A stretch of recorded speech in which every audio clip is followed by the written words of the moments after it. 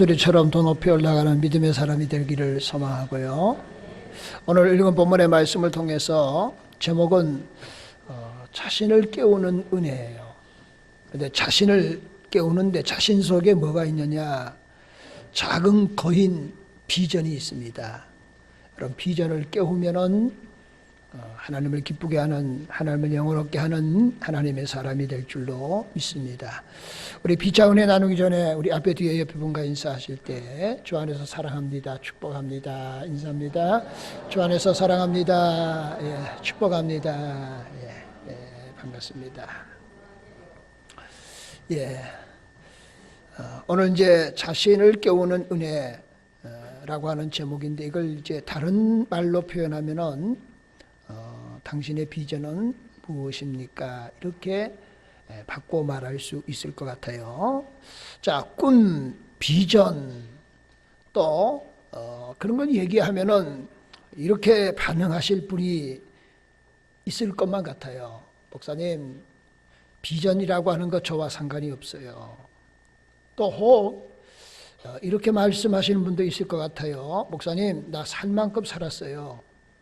별 욕심 없습니다. 욕심이 없다는 얘기는 이제 좋은 의미지만은 또 다른 의미로 말하면은 목사님, 나 삶의 의욕도 없습니다. 이렇게 또 해석할 수도 있는 부분이에요. 그래서 비전이라고 하는 말을 할 때는 나에게는 사치스러운 일입니다. 이렇게 반응할 수 있을 것 같아요. 그럼에도 불구하고 여러분, 그분이 나이가 많든 적든 뭐 상관없어요. 그분이 건강하든 아니면은 침대에 누워서 병석에 있든 여러분 어떤 장애를 가지고 있든 상관없어요. 자신 속에 잠든 거인이 있습니다. 그 거인을 깨워야 돼요. 자신 속에 잠재되어져 있는 그 거인이 뭐냐? 그게 비전이다 하는 거예요. 여러분, 비전을 깨우는 은혜가 있기를 소망합니다. 왜 깨워야 되느냐라고 물으신다면 이렇게 대답하고 싶어요. 우리는 하나님의 자녀이기 때문입니다. 하나님의 자녀는 비전의 사람이 되어야 되는 거예요. 하나님의 사람은 꿈의 사람이 되어야 되는 거예요. 그걸 다른 말로 말하면 하나님의 사람은 사명이 생명보다도 귀한 거예요. 그 사명의 사람이 되어야 된다는 거예요. 그러므로 내 속에 잠든 비전을, 거인을 깨워야 합니다. 그래야 예수 그리스도의 신실한 제자의 삶을 살아갈 수 있는 거예요. 여러분, 우리는 하나님의 자녀가 되었다라고 하는 의미는 영적으로 말하면 우리의 혈관 속에 예수 그리스도의 생명의 피가, 예수 그리스도의 생명의 보혈이 흐르고 있다. 이렇게 말해도 틀림이 없습니다. 그 얘기를 다른 말로 말하면 이런 거예요. 여러분, 내 피가 뭐 예수님 피하고 섞이고 그런 개념이 아니라 내 속에, 내 혈관 속에 예수 그리스도의 피가, 예수 그리스도의 보혈이 흐르는 것과 같이 내 인생의 가치관 속에 예수의 비전이 살아 역사해야 되는 거예요. 그게 생명력 있는 신앙이다, 그런 거예요. 다른 말로 말하면 예수의 비전이, 예수님의 비전이 내 비전이 되어져야 된다 하는 말씀이에요. 오늘 이제 우리가 사도행전 26장을 읽었는데요. 우리 26장의 배경을 제가 조금 한번 말씀을 드리겠습니다. 이거 배경을 말하면은 사도행전 21장으로 좀 이렇게 앞으로 가야 됩니다. 사도행전 21장에 가면은 베드로가 예루살렘에 당도했는데, 그런데 유대인들로 인해서 바울이 예루살렘에서 잡히게 되는 겁니다. 그런데 제목이 뭐냐? 왜 유대인들이 바울을 예루살렘에서 체포했느냐? 제목이 있어야 될 거 아니에요. 그 제목이 뭐냐 그러면은 성전을 더럽게 했다 하는 제목 21장이에요. 그게 이제 21장이에요. 그런데 사실은 그건 오해입니다. 자, 바울이 이방인들과 같이 있었던 거예요. 그러니까 유대인들이 바울이 성전에 이방인들, 할례 받지 않는 이방인들을 데리고 들어갔다고 오해한 거예요. 그래서 성전을 못 하겠다고, 그리고 바울을 잡아 죽이려 했다. 21장에 기록된 거예요. 그랬더니 예루살렘에 소동이 일어난 겁니다. 난리가 난 거예요. 그게 22장에 이제 기록되어져 있습니다. 그 위기 가운데 바울을 보호해주는 천부장이 이렇게 회중들에게 말을 하는 겁니다. 우리가 만약에 이 바울을 돌려쳐서 죽이면은, 만약에 하나님이 보낸 선지자면은 우리가 하나님의 보낸 선지자를 죽이는 것이니까 이렇게 가볍게 해서는 안 된다라고 이제 권면하게 되는 것이 22장에 기록되어져 있어요. 그러면 23장으로 넘어가면 어떤 내용이 나오냐면요, 이렇게 됐을 때에 여러분 유대인들 가운데 일부죠, 말하자면 극우 유대인들입니다. 이들이 단식 투쟁을 합니다. 식음을 전폐하는 거예요. 이유가 뭐냐? 바울이 죽기 전에는 우리가 먹지도 마시지도 않겠다라고 그렇게 말하게 되는 거예요. 그래서 어쩔 수 없으니까 천부장이 바울을 어디로 이송하게 힘을 쓰냐면은 이제 가이사에 있는, 그러니까 유대 나라의 전체를 총괄하는 것이 어디냐 하면 가이사라고 하는 해변가 도시입니다. 거기에 로마 총독이 있는 지역이에요. 그러니까 로마 총독부가 있는 거예요. 근데 그 당시에 총독이 이제 누구냐 그러면은 벨렉스라고 하는 그런 총독이었습니다. 그래서 천부장은 이에게 이제 바울을 이송하는 것이 23장에 기록되어져 있는 거예요. 자, 24장으로 좀 너무 앞에 21장부터 너무 많이 갔네요. 자, 24장에는 어떤 내용이냐 그러면 가이사라 벨렉스 총독 앞에서 바울이 자신이 일어난 일들을 설명하는 거예요. 내가 어떻게 예수를 믿게 되고 이런 과정이에요. 그러면서 결론은 뭘까요? 바울은 그들에게도 뭘 전하고 싶을까요? 복음을 전하고 싶은 거예요. 그래서 복음을 전하는 것이 24장에 기록되어져 있습니다. 그러면 끝날 것 같은데 25장에는 어떤 변화가 일어나냐 그러면은 이런 거예요. 그로부터 2년 후에 이제 총독이 바뀌는 겁니다. 새로운 총독이 부임하게 되었는데 베스도라고 하는 총독이 부임하게 되었어요. 그러자 벨렉스에게 이제 제사장 아나니아가 이제 고발을 해가지고 해봤는데 별로 소득이 없었던 거예요. 그러니까 새로운 총독이 부임하니까 다시 제사장이 바울을 걸어서 고소를 한 겁니다. 그래서 25장에 가면은 새로운 베스도 총독 앞에서 바울이 다시 신문을 받을 때 똑같이 24장과 동일하게 내가 어떻게 예수를 믿게 되었고 과정을 설명하면서 총독에게 뭘 전할까요? 복음을 전하는 거예요. 그러면은 26장은 그럼 25장과 뭐가 다르냐라고 말한다면 이렇게 말할 수 있어요.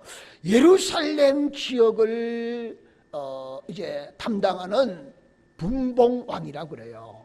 왕이 있었는데 그 왕의 이름이 아그리빠라고 하는 왕입니다. 아그리빠가 베레스가 새롭게 총독으로 됐으니까 뭘 가야 돼요?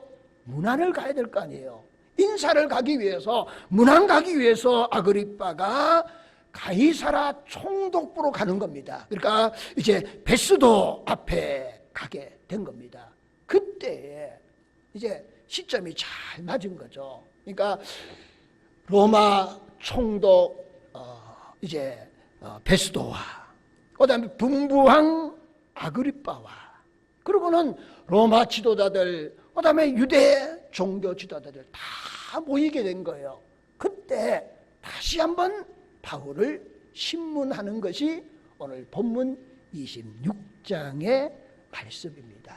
그러니까 이걸 이제 21장부터 쭉 연결되면서 왜 이게 중요하냐 그런 거예요. 그러니까 바울이 그들 앞에 서서 신문을 받고 재판을 받을 때마다 동일하게 똑같은 내용이 그거예요. 내가 어떻게 해서 예수를 믿게 되었고, 그리고 내가 어떤 삶을 살아오게 되었다. 그리고 핵심은 뭐예요? 그들에게 복음을 전하게 되는 거예요.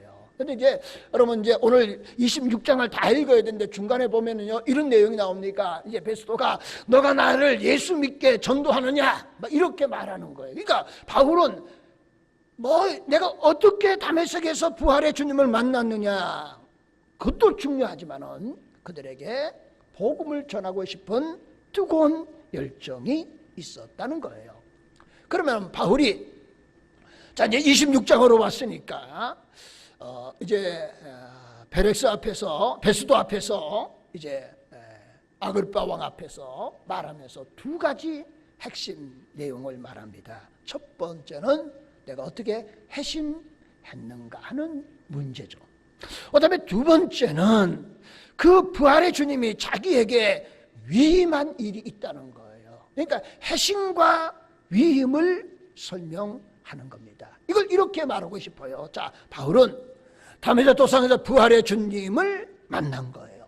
근데 어떻게 부활의 주님을 만났는가라고 하는 것들을 설명하는 거예요. 그걸 우리식으로 말하면 회심의 스토리다 말할 수 있겠죠. 그러니까 바울이 그걸 쭉 설명하는 거예요. 그런데 바울은 자신이 회심했던 스토리를 초점을 맞추는 것이 아니라 그건 어쩔 수 없이 서론 부분에 말하는 거고요. 핵심은 뭐냐 그러면은 그래서 다메섹 도상에서 부활의 주님을 만났는데 그 주님이 나에게 비전을 주셨다는 거예요. 그 주님이 나에게 사명을 주셨다는 겁니다. 그 주님이 나에게 그 비전과 사명을 나에게 위임해 주셨다. 여기에 초점이 맞춰져 있다는 거예요. 보세요. 만약에 저와 여러분들이 바울같이 비슷한 경우가 있었으면 우리는 어디에 많은 시간을 할애할 것 같아요? 내가 어떻게 예수를 믿어서 어떤 변화가 일어나고 내가 어떤 축복을 받았다 이런 것들에 관점이 있잖아요. 근데 바울은 물론 그 얘기를 하면서도 가장 핵심은 뭐예요? 하나님이 나에게 부활의 주님이 나에게 비전을 주셨다는 거예요. 부활의 주님이 나에게 사명을 주셨다는 거예요. 부활의 주님이 나에게 위임해 주신 것이 있다는 거예요. 여기에 핵심을 맞춰서 말하고 있습니다.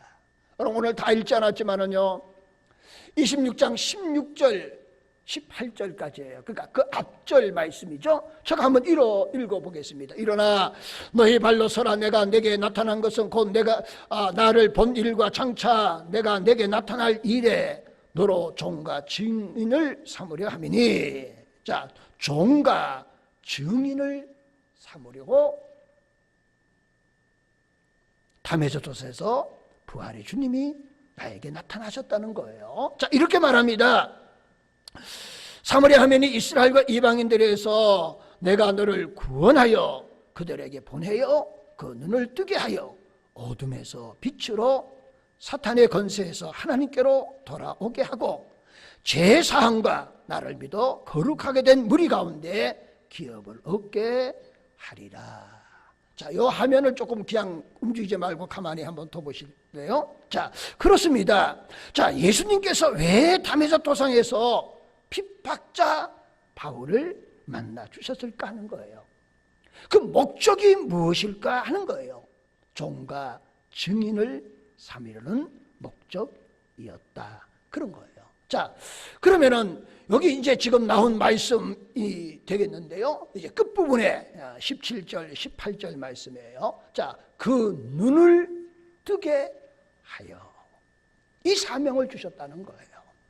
여러분, 바울은 부활의 주님이 나를 만나주시고 내가 어떻게 변화되어졌다 이것도 중요하지만은 더 중요한 것은 그 주님이 나에게 어떤 사명을 주시고 어떤 비전을 주셨느냐가 더 중요한 거예요. 그걸 설명하는 거예요.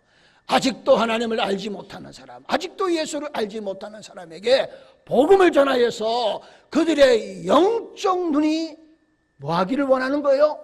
뜨여지기를 원하는 거예요. 첫 번째예요. 그러니까 우리가 전도할 때도 이렇게 전도하는 마음이 있어야 되는 거죠. 그 영적인 눈이 띄어질 때에 내가 죄인임을 깨닫는 거예요. 죄인은 심판을 받아야 되는 거죠. 내가 심판받으면 멸망할 자임을 깨닫게 되는 거예요. 자, 영적인 눈이 띄어진 겁니다. 두 번째, 어둠에서 어디로요? 빛으로 라고 하는 말이에요. 그건 조명이에요. 여러분, 영원히 멸망받아 심판받아 볼 사람들이 이제는 새로운 부활의 영생의 진리의 빛이 그들에게 비춰지게 되었다는 거예요. 그리고 세 번째 이렇게 말합니다. 사탄의 권세에서 하나님께로 돌아오게 하고. 이게 핵심 아니겠습니까? 핵심. 완전히 하나님께로 돌아오는 거예요. 이제 사탄의 권세로부터 하나님의 나라로 이주하게 하는 거예요. 그러니까 바울이 받은 사명이 이거다는 거예요. 그다음에 네 번째는 이렇게 말합니다. 제 사함과 나를 믿어 거룩하게 된 무리가 된다는 거예요. 핵심하니까 죄 용서 받잖아요. 그래서 거룩한 무리가 되는 거예요. 그래서 예수 믿어서 우리의 신앙이 변화되고 우리의 삶이 성화되어져 가야 된다는 거예요. 그리고 마지막에 이렇게 말하는 겁니다. 기업을 얻게 하리라 하더이다. 기업이 뭡니까? 하나님의 약속 아니겠습니까? 그 기업이 뭡니까? 하나님의 나라를 우리에게 기업으로 주신 줄로 믿습니다. 그러니까 바울은 담에서 도산의 부활의 주님을 만났다. 이것도 대단히 중요한 거예요. 그런데 그 부활의 주님이 나에게 하늘의 비전을 주셨다는 거예요. 그래서 복음을 전하여서 눈이 뜨게 하시고 어둠에서 빛으로 옮겨지게 하시고 사탄의 권세 하나님께로 돌아오게 하시고 제사함을 얻어서 거룩한 백성이 되게 하시고 그리고 종국에는 하나님이 약속하신 언약 천국을 기업으로 얻게 된다. 이 비전을 하나님이 주셨다는 거예요. 이걸 다른 말로 말하면은 하늘의 비전이다. 그렇게 말할 수 있는 겁니다. 여러분, 오늘 저와 여러분들에게 바울이 가졌던 비전이 깨어날 수 있기를, 내 속에 있는 거인이 깨어나는 은혜가 있기를 소망합니다. 그래서 바울은 복음을 전하는데요, 두 가지 의미의 비전을 가지고 나가는 거예요. 첫 번째는 현재적인 비전을 가지고 나가고요, 두 번째는 미래적인 비전을 가지고 나가요. 현재적인 것은요, 내가 예수 그리스도의 종으로서 증인의 삶을 살겠다고 하는 거예요. 그래서 바울은 담의 도상의 부활의 주님을 만난 다음에 모든 것들은 배설물을 여기고 오직 복음 전하는 일에, 종과 증인의 삶을 사는 일에 매진했다는 거예요. 그리고요, 바울은 미래적인 측면이 있었습니다. 여러분, 우리가 사도행전 1장에 보면은 이렇게 나오죠. 너가 성령의 권능을 받으면은 예루살렘과 온 유다와 사마리아 땅 끝까지 이르러 내 증인이 되리라. 26장을 읽어보면요, 바울이 이렇게 말합니다. 내가 다메섹으로부터 예루살렘, 유다 그리고 이방인들에게 복음을 전하겠다. 여러분, 바울은 그래서 1차 전도, 2차 전도는 3차 전도 여행 떠나고요, 마지막에 뭐요? 로마에 가서. 사실은 바울은 로마를 거쳐서 어디까지 가기를 원했냐, 지금으로 말하면 스페인까지 가서 복음을 전하기를 원했다는 거예요. 그러니까 바울의 삶은 하나님이 주신 비전을 가지고 종과 증인의 삶을 살 뿐만 아니라 현재 그리고 미래적으로 땅끝까지 가서 복음을 전하겠다는 그 열정을 가지고 그는 일평생 살아간 줄로 믿습니다. 오늘 우리에게 이런 은혜가 있어야 되겠다 하는 거예요.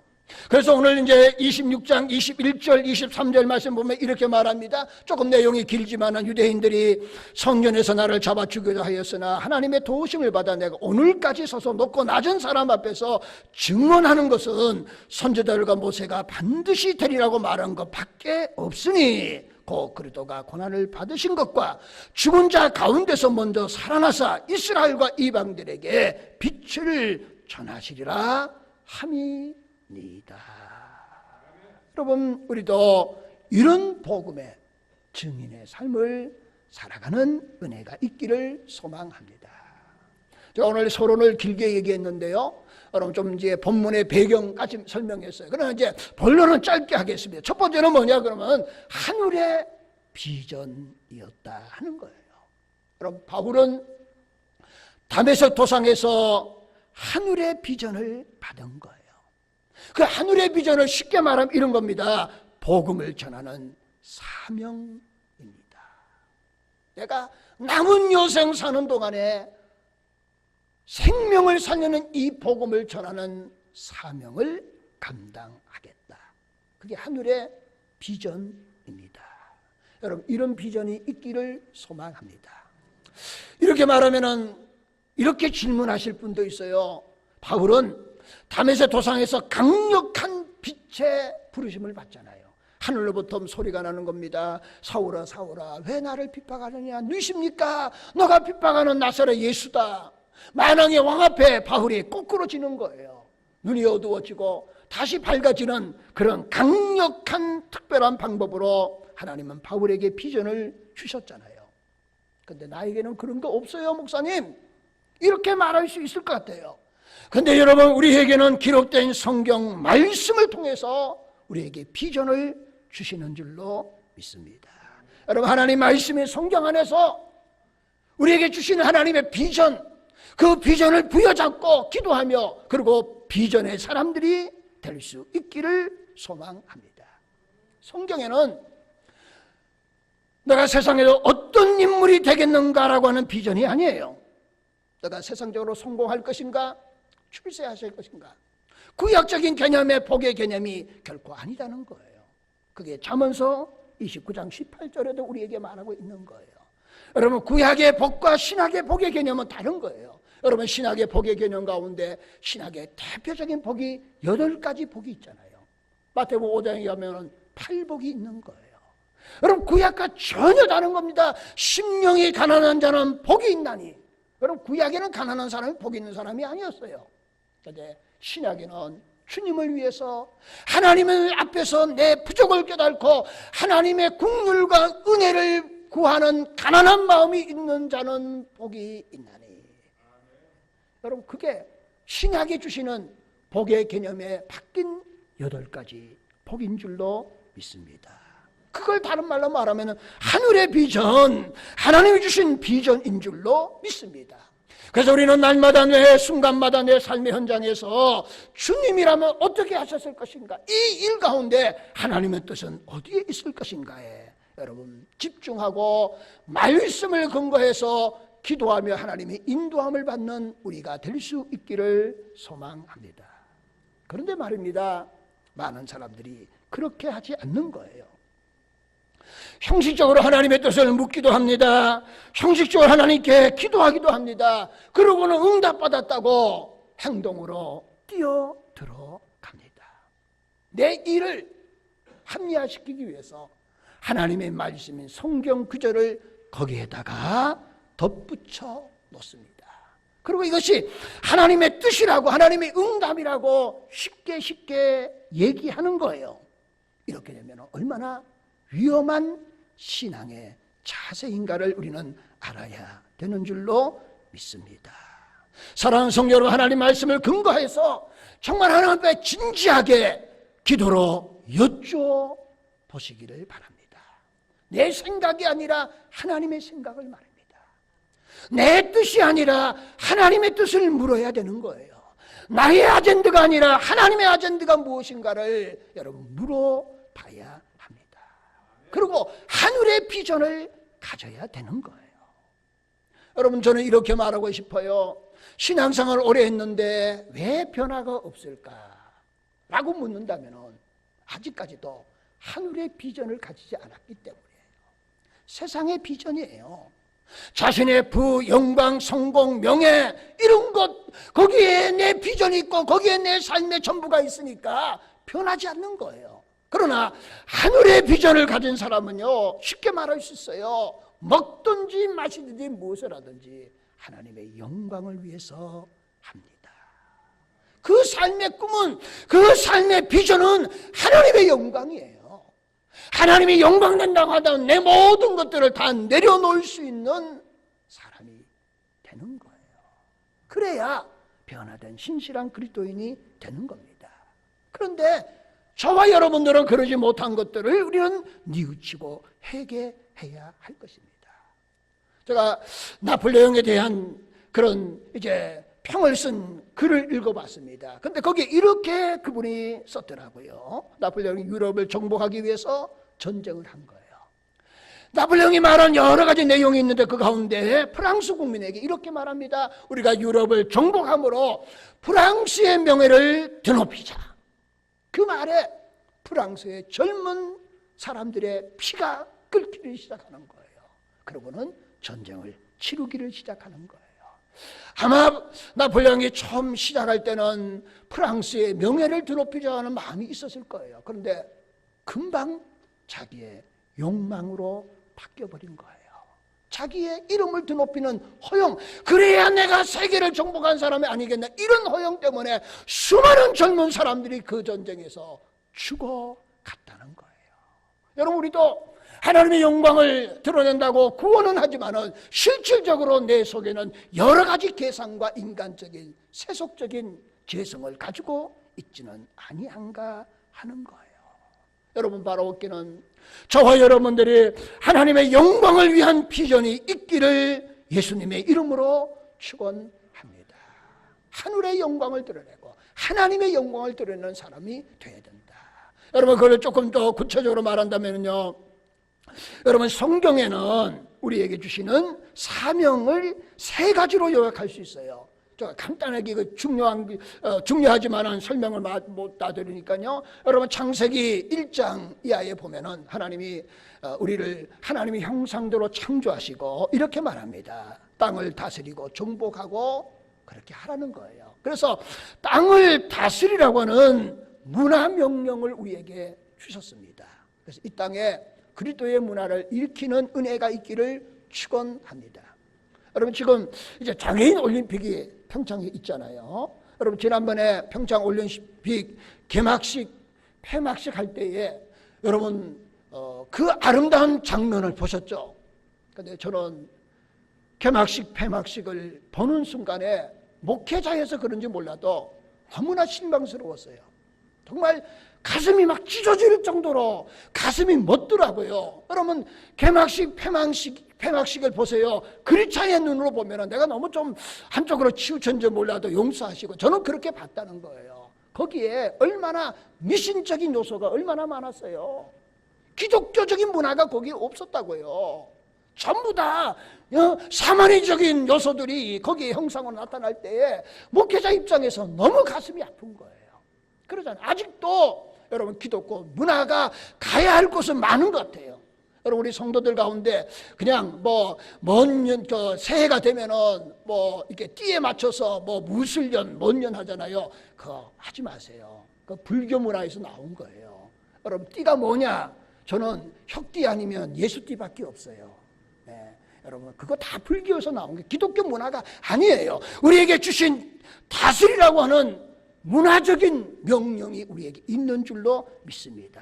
두 번째는요, 땅끝까지 복음을 전하라고 하는 복음 선교 명령이 우리에게 있는 거예요. 세 번째는요, 사랑하라고 하는 윤리 사랑 명령이 있는 겁니다. 여러분, 이 세 가지를 끝까지 사명을 감당하는 하나님의 귀한 백성들이 될 수 있기를 예수님의 이름으로 축원을 드립니다. 두 번째는 인생의 전환점이 있었다는 거예요. 그게 뭡니까? 다메섹 도상에서 부활의 주님을 만나게 되었다는 거예요.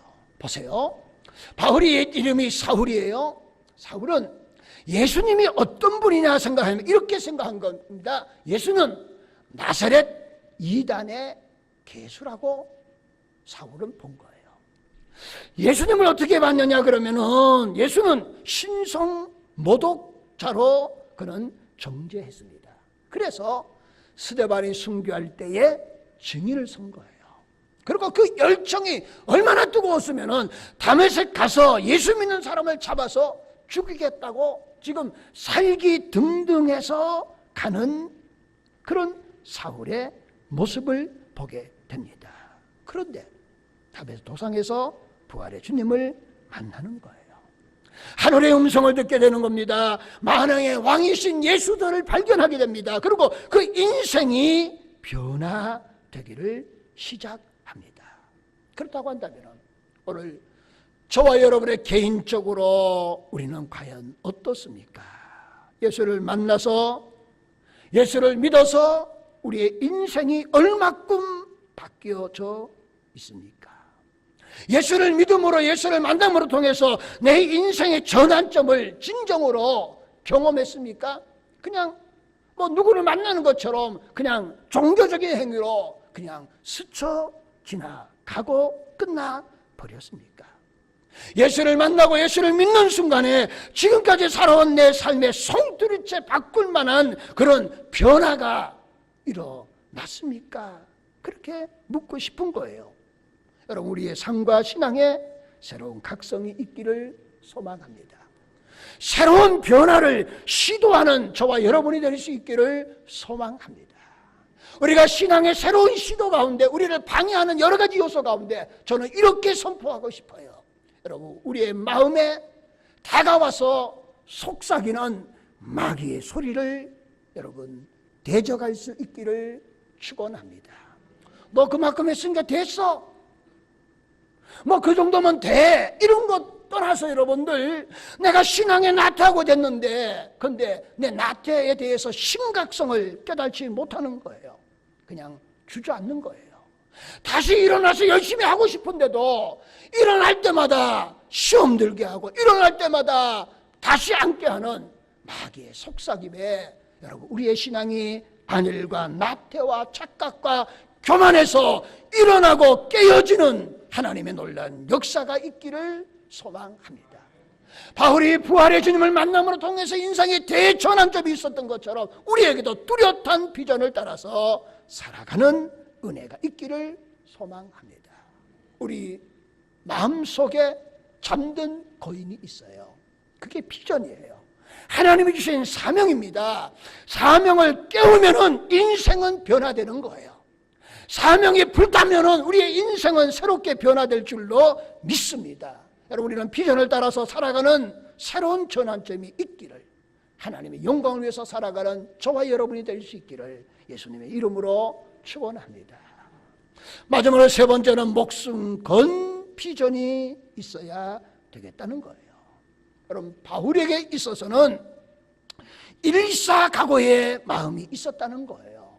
여러분, 우리 한국교회 주기철 목사님도 일사각오 설교하셨잖아요. 그리고 실질적으로 여러분 순교하셨음을 우리가 보게 됩니다. 여러분, 성경 로마서 14장 8절 말씀에 이렇게 말합니다. 우리가 살아도 주를 위하여 살고 죽어도 주를 위하여 죽나니 그러므로 사나 죽으나 우리가 주의 것이로다. 여러분, 정말 바울은 이런 고백과 이런 마음으로 살아갔어요. 너무나 귀하잖아요. 우리 한번 함께 읽어보겠습니다. 우리 한번 다시, 미안합니다. 제가 빨리 시작. 우리가 살아도 주를 위하여 죽어도 주를 위하여 죽나니 그러므로 사나 죽으나 우리가 주의 것이로다. 사나 죽으나 주의 것이라는 거예요. 보세요. 바울은 살아야 될 분명한 이유가 있었습니다. 분명한 이유가 있었어요. 무엇인가 있었다는 거예요. 내가 왜 하루라도 더 살아야 되느냐? 분명한 이유가 바울에게는 있었다는 거예요. 그리고요, 바울이 죽어야 될 순간을 맞이하면은 여러분, 죽는 그 자체도 전혀 개의치 않은, 내 목숨까지도 아깝지 않은 무엇인가 있었다는 거예요. 살아야 될 분명한 무엇인가 있었습니다. 그 무엇인가 때문에 내가 죽어도 내 인생이 전혀 아깝지 않은 무엇인가 있었기 때문에 죽음까지 초월한 겁니다. 그 무엇이 뭡니까? 복음입니다. 생명을 살리는 복음이에요. 여러분, 이 복음을 전함에 있어서 여러분 자신의 생명을 조금도 귀한 것으로 여기지 않았다는 거예요. 사도행전 20장 24절 말씀에 바울은 자신의 마음을 분명히 말합니다. 중요한 말씀이니까 한번 화면 뜨니까 함께 읽어보겠습니다. 시작. 내가 달려갈 길과 주 예수께 받은 사명 곧 하나님의 은혜의 복음을 증언한 일을 마치려 하면은 나의 생명조차 조금도 귀한 것으로 여기지 아니하노라. 아멘. 바울은 살아야 될 무엇인가 있었고 내가 그 무엇 때문에 죽어도 내 인생이 아깝지 않은 무엇인가 있었다는 거예요. 그게 뭐예요? 은혜의 복음을 전함에 있어서 내 생명을 조금 더 귀한 것으로 여기지 아니하노라. 그런데 우리는 저를 포함해서 무엇을 먹을까, 무엇을 마실까, 무엇일까 여기에 전전긍긍하고 그 속에서 그 뒤에는 악한 마귀의 속삭임에 우리가 빠져있는 모습을 보게 되는 거예요. 여러분, 오늘 본문 말씀 18절 앞에 보면 이렇게만 눈을 뜨게 해주시고 어둠에서 빛으로 나오게 하시고 사탄의 것 하나님께 돌아오게 하고 예수를 영접하여 죄 용서받게 하고 천국 유사를 받게 하는 이 은혜의 복음을 전함에 있어서 바울은 자기의 목숨을 귀하게 여기지 아니했다라고 하는 겁니다. 이제 이렇게 말씀을 드리고자 합니다. 여러분, 우리에게 내가 어떤 일을 하든지 내가 헌신하겠다고 하는 다짐이 있다면은, 그리고 내가 어떤 일도 주저앉지 않고 하겠다고 하는 그런 결심이 우리에게 있다면 말입니다. 그리고 어떤 일을 있든지 뭐든지 하겠다는 각오가 있다고 한다면 말입니다. 그리고 길이 없고 답이 없을지라도 나는 그 답을 찾아서 실패해도 넘어지지 않고 계속하겠다는 분명한 의지만 있다고 한다면 여러분, 내 안에 잠든 거인을 깨우셔서 바울이 쓰임받았던 것처럼 우리도 귀하게 쓰임받는 우리들이 될 수 있기를 소망합니다. 여러분, 성경에 바울은 이렇게 말해요. 빌립보서 3장 14절 말씀에 표대를 향하여 그리스도 예수 안에서 하나님이 위해서 부르신 부름의 상을 위하여 달려가노라. 저도 부족하지만은 내 인생의 마지막 그 끝에 영광의 주님이 나를 맞이해 주실 줄로 믿습니다. 그분 앞에 설 때에 나를 부르신 부름의 상을 예비해 놓으신 거예요. 그 상을 바라보고 달려간다는 거예요. 우리 모든 성도들도 부르심의 상을 위하여 주 안에서 달려가는 그런 저와 여러분이 될 수 있기를 소망합니다. 바울은 결론을 이렇게 맺고 싶어요. 세상적으로 보면은 바울은 모든 것들을 다 갖춘 바울이었어요. 그런데 다메섹 도상에서 부활의 주님을 만난 다음에요, 그가 갖추었던 모든 것들을 뭐와 같이 여겼어요? 배설물로 여긴 거예요.